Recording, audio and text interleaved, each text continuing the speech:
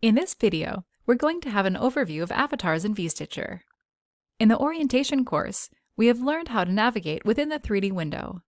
Let's see more options in the avatar menu. When right-clicking on the avatar, a menu opens. We make sure to click the avatar's body and not the garment or background, which will open a different menu. Let's review the avatar's menu. On the left, we have Avatar Resources, which will direct us to the Avatar section in the Resources tab. On the right, we have the Focus mode. Let's see Hide Avatar. Now we can view the garment standalone. To show the avatar again, right-click on the background and select Show Avatar. Then we have Snapshot Resources. Selecting this will load the Snapshot section in the Resources tab, with the loaded snapshot highlighted. When working with parametric avatars like Olivia or Oliver, we can also change the avatar textures via the right-click menu. We hover over the Avatar Textures option, and then place our cursor over the textures we want. For example, fit markers,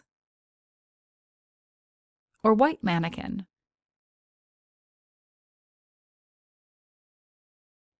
Note, when working with different avatars, the options we see may be different. For example, if using older avatars like Deborah and Adam, you'll be able to switch between the regular and mannequin look via the right-click menu.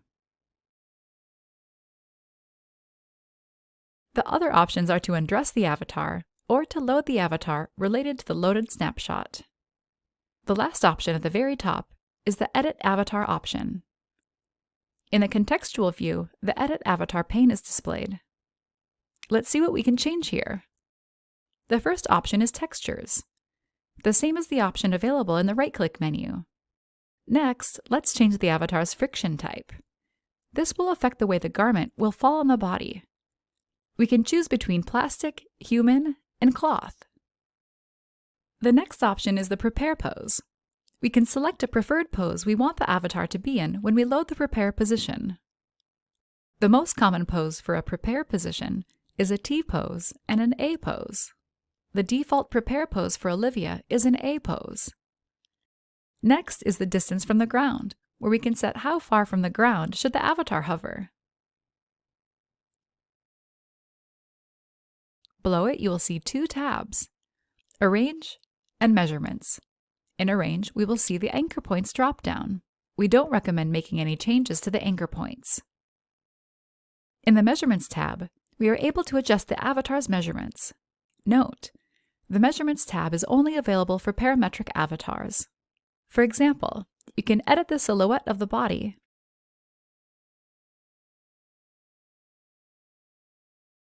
adjust the torso,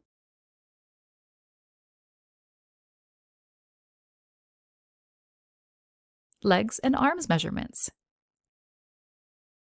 We can also remove Oliver's hair. We will learn more about editing avatar measurements in another lesson. The options in the avatar menu can also be changed from the main menu in 3D Environment. Once we have made edits to the avatar in the context view, it is best practice to rename the avatar and click Save.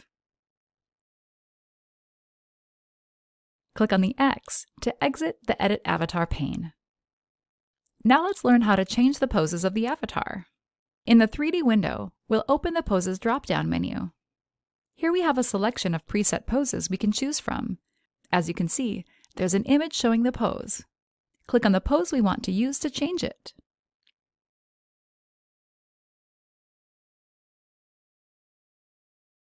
We can also create our own poses by clicking here. You can see more detailed information on this in another video. Another option we have in the 3D window is the Measure Tape, which is located here. The Measure Tape allows us to measure any section of the avatar independently. This will also be covered in more detail in another video. Let's go back to the Avatar section in the Resources tab to see the options we have there.